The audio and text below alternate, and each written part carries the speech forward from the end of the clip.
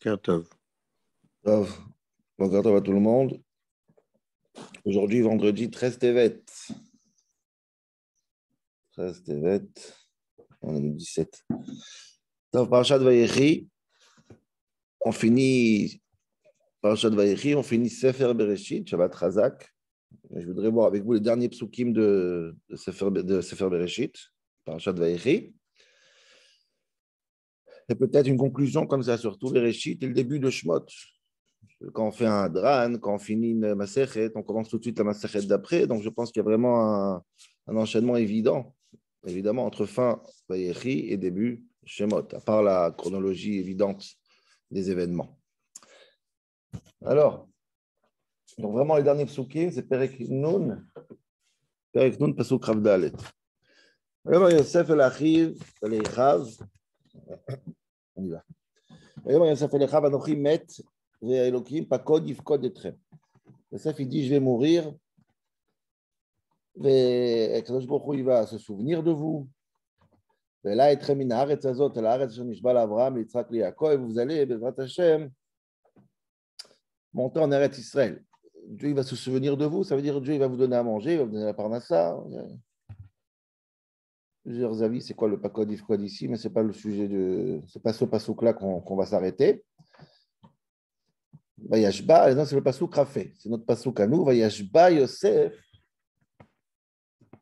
et Bnei Israël est mort. Yosef, juste avant de mourir, il fait jurer le peuple juif, ses frères, excusez-moi, il fait jurer ses frères en disant Pakod, Ifkod, Elokim, Etrem. Encore une fois, Dieu va se souvenir, va vous compter, on peut traduire de toutes les manières du monde, Dieu va se souvenir de vous, il ne va pas vous oublier, il va vous sauver. Mais vous, je vous demande, faites monter les ossements en Eretz Israël. Ok? Donc, ce pasouk-là, c'est un pasouk très légitime, pour la raison simple, c'est que Yosef, il a amené son père d'Israël en Égypte, il l'a fait ramener, et après la mort, il a ramené son père Bechazara, de retour d'où il l'a fait ramener. Quand on prend un sidour, on rend le sidour. Et ensuite, Yosef, il dit à ses frères, quelque part, vous m'avez ramené en Égypte, quelque part, ramenez-moi où vous m'avez pris aussi. J'ai fait ça à mon père, faites-le vous aussi. Normal. Après ma mort, prenez mes ossements et ramenez-moi à l'endroit où vous m'avez pris. C'est une bakasha légitime, c'est-à-dire c'est une demande très légitime et très, très, très raisonnable. Mais ce n'est pas la seule chose qu'il demande, et c'est ça qui va nous préoccuper aujourd'hui, c'est qu'il y a deux mots ici très importants. Tout le monde a appris, tout le monde connaît, je vais essayer de réfléchir un peu plus en profondeur sur cette notion-là. À part de leur dire « ramenez mes ossements en Israël », il leur dit « pakod, yifkod, elokim etrem ». Dieu il va faire pakod, yifkod. Comme je dis, l'ifkod, c'est se rappeler, dans le pshat a priori. Dieu va se rappeler de vous. Ce que Dieu il a dit Ben Abetarim à Abraham, que vous allez être sauvés, il leur dit maintenant une promesse. Pakod, Yifkod, Elokim etrem. Qu'est-ce que c'est que ce mot Pakod, Yifkod? Se souvenir, il se souviendra. Si Pakod, c'est souvenir, alors souviens-toi, tu as dit une fois Pakod, pas besoin de répéter deux fois. Mais c'est quoi Pakod, Yifkod? C'est un code très bizarre. Okay. Pourquoi il faut le dire deux fois? Et qu'est-ce qu'il leur dit? Pourquoi il ne leur dit pas Pakod, Elokim, Etrem, Dieu va se souvenir de vous. Pakod, Yifkod. Alors, tout le monde sait, tout le monde bien sûr a ce que Chazal ils disent. Maman, tu veux emmener un verre d'eau, s'il te plaît? J'ai de l'eau ici, juste un verre. Tout le monde sait ce que Chazal ils disent. Que Pakod, Yifkod, c'est pas stam de mots. Comprenez bien. Pakod, Yifkod, c'est un grand secret. C'est un grand code. C'est un mot de passe. OK? Comme ça, Chazal dit dans le Midrash, Sod Masorai beyadam mi Yosef shebelashon azeh ani go'alam. Il y a une masoret, il y a une tradition. Tout le monde sait que Yosef, il a reçu cette formule qui s'appelle Pakod Yifkod. Et dès que cette formule est prononcée, top, ça veut dire que Mashiach, il arrive. La délivrance arrive. Et Yosef, il a utilisé cette formule. Derrière Hagav, j'essaie de comprendre, de où Yosef il connaît cette formule. Qui a dit à Yosef ce mot de passe? Qui a dit à Yosef ce code incroyable? Alors Rashi, dans Shemot, il ramène ce midrash. Et il dit, Massour, il change un peu du midrash, il dit Massour beyadam mi Yaakov ou mi Yosef. Ce code, pas seulement ils l'ont su de Yosef, ils l'ont su de Yaakov et de Yosef. Ma pshat, c'est que Yosef le sait de son père. D'où il voit ça, d'où il sait le midrash, où on a vu que Yaakov il a dit à Yosef ce code. Vous connaissez un passouk, il ne dit pas code if code. Yaakov n'a jamais dit pas code if code. Il n'y a que Yosef qui ne dit pas code if code. Oh, attends,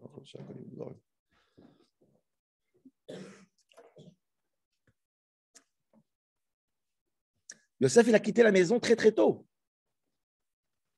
Et quand Yaakov il est en Égypte, rappelez-vous, Yosef ne le rencontre jamais d'après Chazal. Pour ne pas avoir besoin de lui raconter l'histoire des frères et tout. Il n'y a pas de rencontre. D'où il sait le Midrash, d'où Rashi sait que Yaakov il a dit ce secret à Yosef. Je ne sais même pas comprendre encore, à part essayer de comprendre c'est quoi ce code, c'est quoi ce mot de passe. Stam, d'où Yosef il est au courant, c'est très intéressant. Je voudrais ramener le Netziv, le mec d'Avar. Il a un chidouche très très mignon. Il dit effectivement, Yosef n'a jamais eu l'occasion de parler à son père.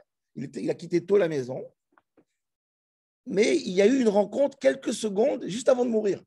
Regardez bien, on n'a pas le temps maintenant, regardez bien dans les psukim, quand le Yaakov il est sur le lit, prêt à mourir, dit le Netziv, Anir'e, je pense.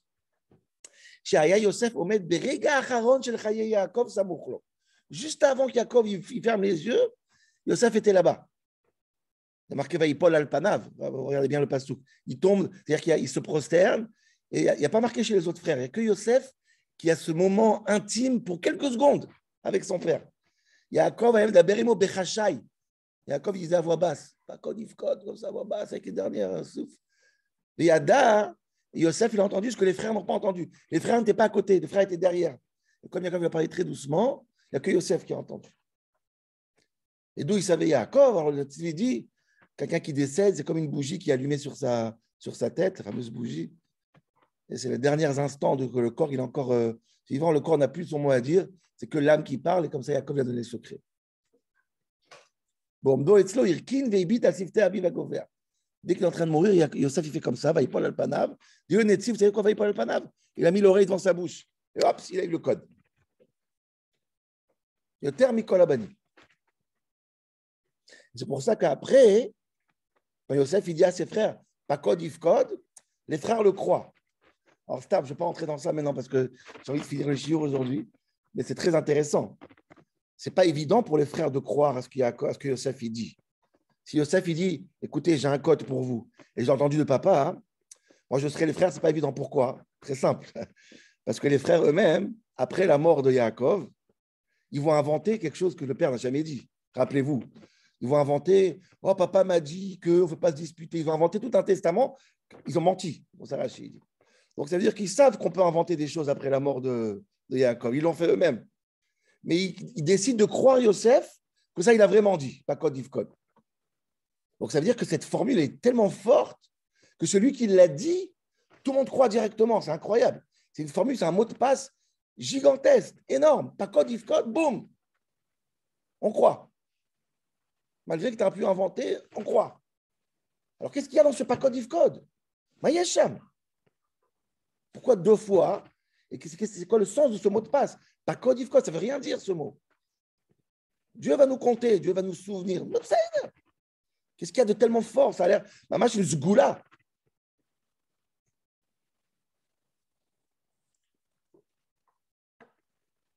Et ce qui est passionnant, à vos tailles, c'est que ce secret, Yosef n'est pas le seul à le dire. Ce secret va finir, Bezrat Hashem, début Shabbat prochain, par Shat Shemot. Ce secret va finir dans la bouche de Yaakov, de Moshe Rabbeinu. Nifla, vous allez voir, c'est incroyable. Vous allez voir que c'est incroyable. Là, je touche simplement, à titre d'information, ce qui se passe. C'est Nifla. Ce code, il est complètement surdimensionné dans l'histoire du Sné, l'histoire du buisson ardent. Dieu dit l'herbe à Safta et Dikne Israël. Dieu dit à Moshe Rabbeinu, essaie de le convaincre d'aller sauver le peuple juif. Encore une fois, la rédemption, la Géoula. Va Martha Alem, Dieu dit à Moshe Rabbeinu. Tu leur diras quoi? Tu leur diras, Hachem, Elokei, Avotechem, Nira Elai, Elokei, Abraham, Yitzhak, Yaakov, les morts, pas code, pas kadeti, etrem, vetaasu, ilachem, et Mitzrayim. C'est-à-dire que Moshe, il reçoit ce code directement pour dire que dès qu'il dira ce code, les Bnei Israël, à leur tour, encore une fois, vont le croire que c'est le Goël, que c'est le défunt. Dit le pasuk, Veshamou bekolecha. Tu vas dire, et pouf, Veshamou, paf, ils écoutent. C'est une ampleur énorme. C'est un code incroyable. On ne peut pas continuer les psukim sans comprendre qu'est-ce qui se passe dans ce code if code. Pas seulement qu'il y a un code incroyable dans ce code if code que Moshe Rabbeinu va utiliser, mais je voudrais vous ramener la question de Ramban sur Moshe Rabbeinu, qui est une question énorme, et que les réponses ne sont pas du tout satisfaisantes. Ça rajoute dans le mystère de ce code. Le peuple juif, ils vont entendre Moshe Rabbeinu qui va dire pas code if code. Qu'est-ce qu'ils vont dire? Ah, Moshe Rabbeinu, il a dit pas code if code. Il connaît le code. Il connaît le code. C'est lui le Mashiach. Demande Ramban, si tout le peuple juif connaît le code, alors c'est plus un code. C'est plus un code. Et n'importe qui pouvait dire pas code if code puisque tout le monde connaît. Ça pouvait être Moshe, ça pouvait être Korach, c'est l'Ophrad. Pas code if code, tout le monde le connaît ce code. Comment Moshe a réussi à convaincre tout le monde en pas code if code? C'est ça les fameuses questions de Ramban sur ce passage. Et Ramban, il a deux réponses. Deux réponses pas satisfaisantes à mon goût, au goût du Maharal de Prague aussi. Première réponse, dit le Maharal, dit le Ramban. On a l'habitude avec Ramban, de toute façon. Ramban, il a des tuyaux directs sur le bon Dieu. C'est des choses que personne ne sait. Quand il parle de science, il connaît des choses qu'aucun médecin ne sait. Et quand il parle de Nissim, il sait des choses que même le Midrash ne sait pas. C'est les sodotes. Mais moi, il va m'aider ce Ramban quand même. Il dit le Ramban, excusez-moi, je ne sais pas pourquoi, je n'ai pas de voix ce matin. On comprend, ouais. Il dit le Ramban, ils avaient une massoret. Le peuple juif savait comme ça. Le premier qui dit pas code if code, c'est lui Mashiach. Je vous dis le mot du Ramban.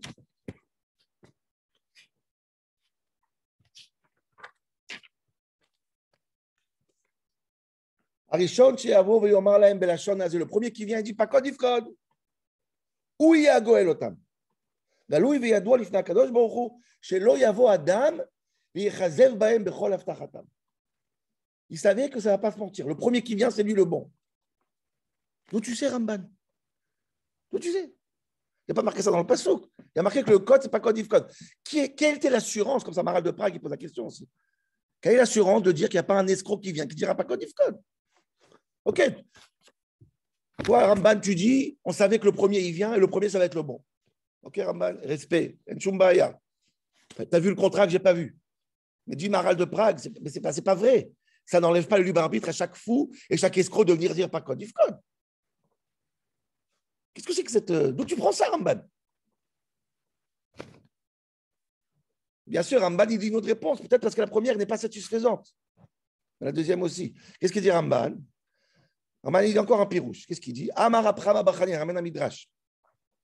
Ben Shtemesre Shana, quand Moshe il avait 12 ans, dit Tlash Moshe mi Beit Aviv. Moshe il a quitté la maison. Il est parti. Il ou Gadal be Beit Aviv, ou Ba ve'amar lahem ha'ma'asim lo hayu ma'aminim bo. S'il aurait grandi chez son père et il aurait dit pas code if code, alors personne ne le croit. Pourquoi? Shayu omrim, ils auraient dit ah, il ne connaît pas le code, c'est son père qui lui a dit. Son père, c'était qui? D'où il connaît son père? Il dit Yosef Masral Lévi. Yosef, il a donné à Lévi. Lévi, c'est le dernier enfant qui est mort le plus tard. Et Lévi, il a donné à Kehat. Et Kehat à Amram. Et Amram à Moshe. Donc, ce n'est pas une preuve. Mais l'écart dit là chez Beit Aviv, dit Ramban. C'est pour ça que Moshe, il a été arraché de la maison de son père. Il n'a pas eu le temps, comme Yosef, quelque part. Il n'a pas eu le temps de parler avec son père.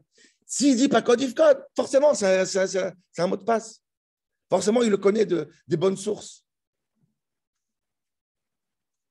Merci Ramban. Je répète, tout le monde le connaît ce code. Tout le monde le connaît. Tout le monde le connaît.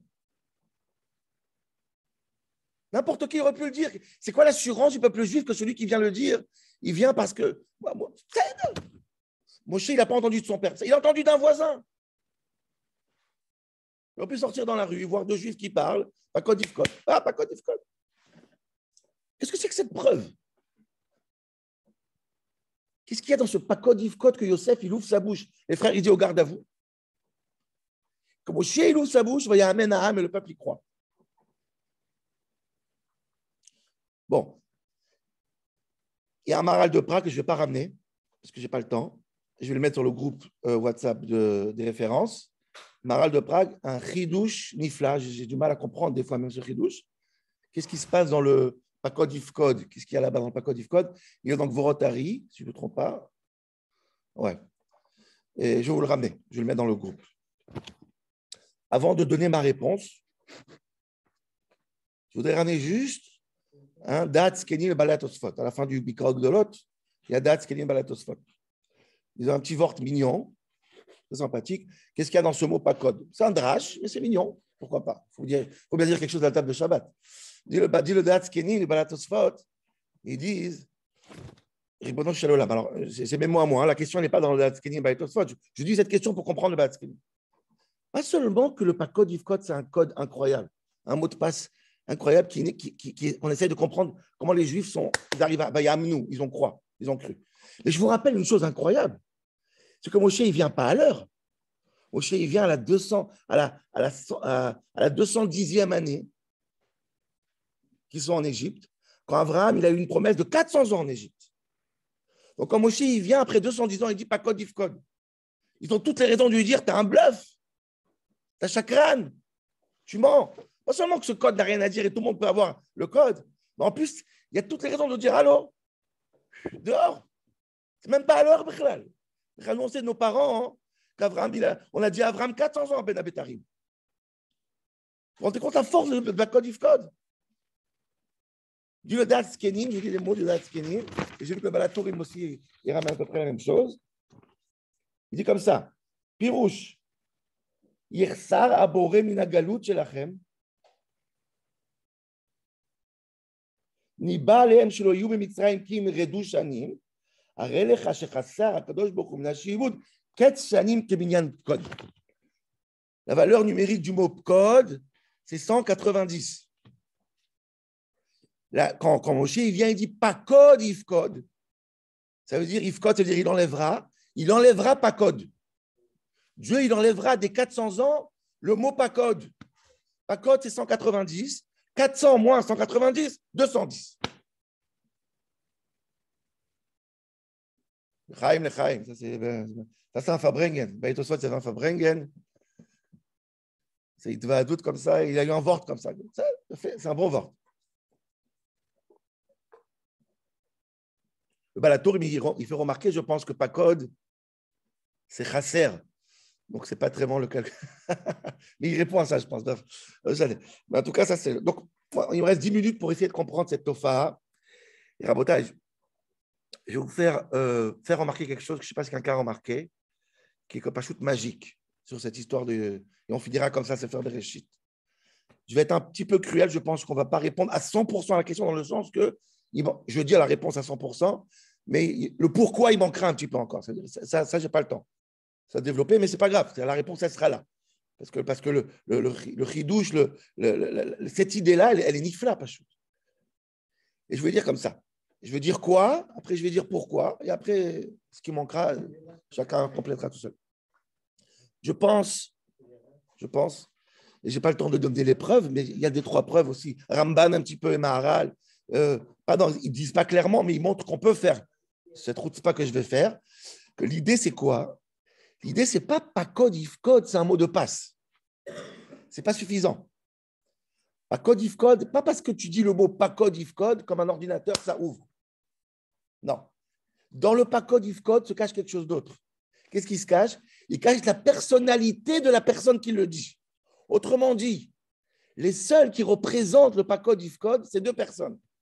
Moshe et Yosef. Et c'est Mouchach Bitocho. Donc c'est pour ça que quand Moshe va le dire, logiquement, tout le monde peut le dire. Mais qu'est-ce qui a frappé le peuple juif? C'est Moshe qui le dit. La personnalité de Moshe qui le dit. Et la même chose Yosef. Pakod Ifkod, c'est un qui, pas un quoi. Donc c'est pour ça que quand Moshe, il le dit, quand Yosef, il dit, tout le monde croit. Pourquoi? Parce que c'est eux qui le disent. Et ces deux-là, quand ils disent, eux, ils ne sont pas code Ifcode. Eux, ils ne sont pas code Ifcode.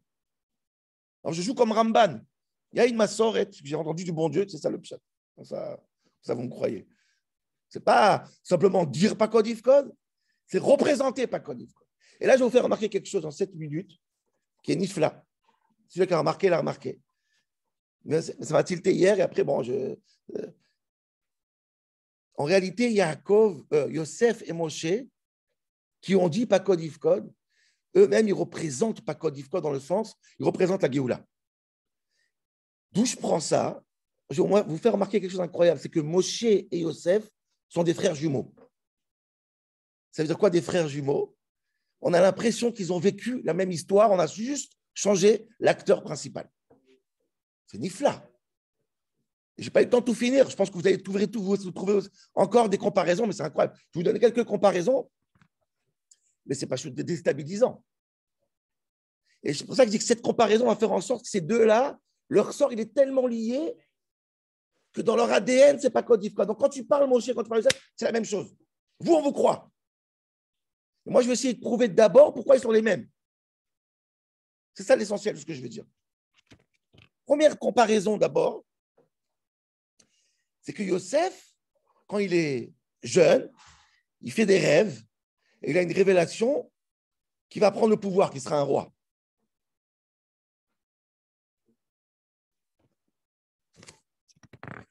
Moshe Rabbeinu, quand il est jeune aussi, plus ou moins, il va être dans le Sné, il va être dans le buisson ardent, et il va avoir une révélation que quoi? Qui va être le roi.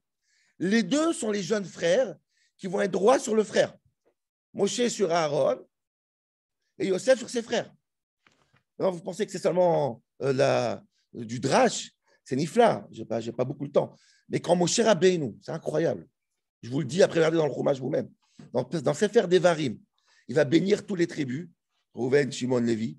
À la fin de Sefer Devarim, quand il va bénir Yosef, donc pour moi, son frère jumeau, il va lui dire que Dieu te bénisse. Que Dieu bénisse tes terres, que Dieu bénisse Mimeget Shamaim, que les brachot viennent de partout. Et après, il dit une phrase incroyable. Il dit Veshorni uretson shorni sne. Que le Dieu du buisson ardent te bénisse. Quel rapport au Dieu du buisson ardent maintenant? Le Dieu du buisson ardent, c'est le Dieu de Matan Torah, c'est le Dieu de la sortie d'Égypte.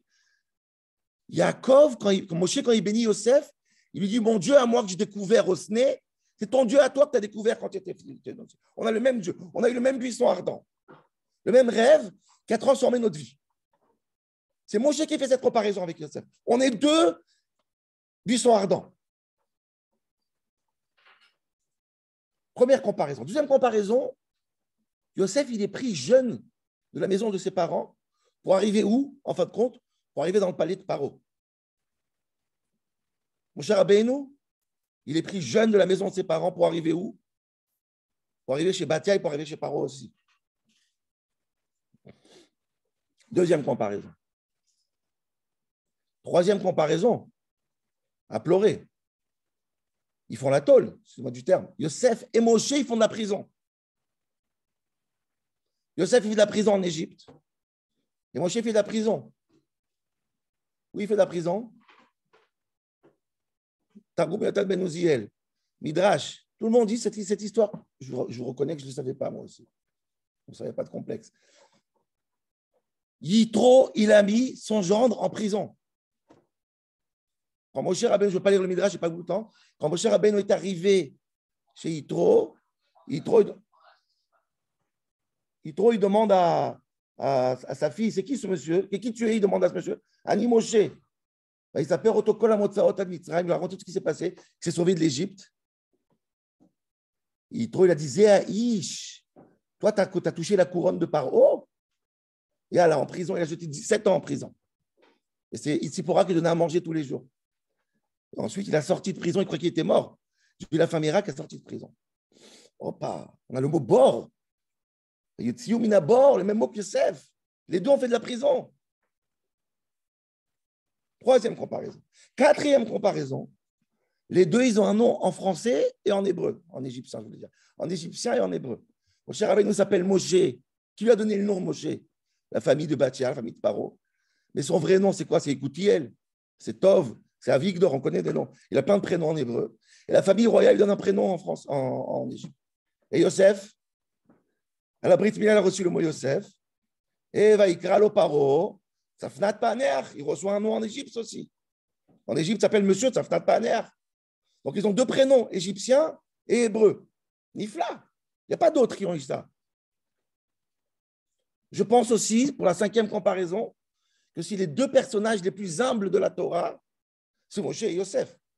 Baïch, Moshe, Anab, Nicolas, Adam. Moshe, c'est le plus humble. Ça, ok, on connaît.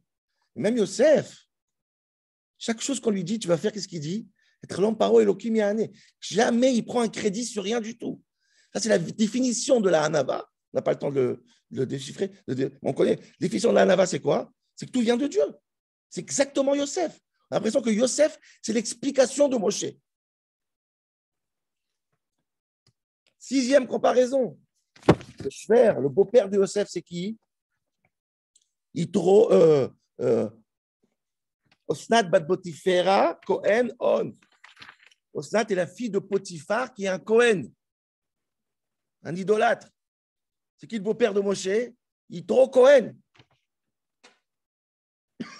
Un idolâtre aussi. D'ailleurs, Agave, j'ai oublié de le dire, les deux, ils ont fait de la prison. Et les deux ont été mis en prison par qui? Par des Midianim. Yosef a été vendu par des Midianim et Yitro, il est Midiani. Maintenant, écoutez, c'est pas fini. Non, j'aurai pas le temps. J'essaie de finir en 2 minutes. Yosef et Moshe, ils ont 2 enfants. Ils ont le même prénom. C'est du fla. Yosef, il a 2 enfants, Ephraim et Ménaché. Ménaché, c'est quoi? Kinashani mi beit avi. Kadosh Baruch Hu, il m'a arraché de mes parents. Et Ephraim, c'est quoi? Kifrani beretoni, que j'ai réussi en galoute. Moshe, same thing.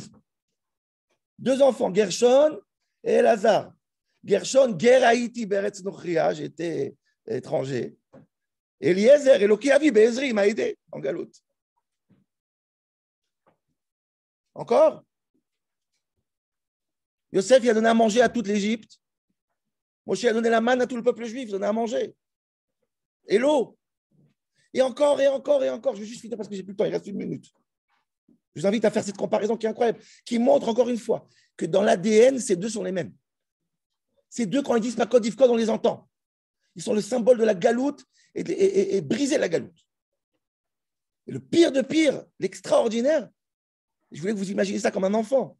C'est ce que la Torah, elle dit que Moshe, il s'est occupé d'Atzmot Yosef, il s'est occupé des ossements de Yosef. Alors, je n'ai pas le temps de vous dire les midrashim, c'est incroyable. Je veux juste vous faire réfléchir comme un enfant. Imaginez, Moshe n'a pas lâché les ossements de Yosef, ça on le sait. Mais juste imaginez, 40 ans dans le désert, quand tu vois Moshe, tu vois à côté Yosef. C'est à l'absurdité, même quand ils prennent Bizatayam, tout le monde prend de l'argent. Qu'est-ce qu'il fait Moshe? Non, c'est à moi, c'est à moi, c'est à moi. Il ne lâche pas. Les sages disent, mais il aurait pu donner à quelqu'un pour s'occuper. Moshe, il ne lâche pas. 40 ans dans le désert avec des ossements. Imaginez-vous l'image. On s'habitue que pratiquement, c'est sa femme. Ils sont tout le temps ensemble. Il ne laisse personne toucher. Il y a une fraternité plus grande que celle-là. Quand l'Israël oskim ba biza, ils disent, tout le monde disait fait la biza, tout le monde prend les butins. Ou Moshe osek, Batzmot Yosef. Incroyable cette idée. Bon, il est 30 déjà. Pour vous dire que quoi? Que ce sort commun, cet ADN commun entre les deux, qui vient de l'Égypte, qui vient de la séparation d'un père, qui vient d'un rêve, qui vient d'un Disney, tout ça, il n'est que les deux qui l'ont. Et c'est pour ça, je pense, que quand Yosef, il dit Pakod Ifkod, et quand Moshe, il dit Pakod Ifkod, c'est le même qui parle. Le même qui parle. Et on entend Vayamin. Il y a une crédibilité incroyable, vu la personnalité de ces deux qui est un.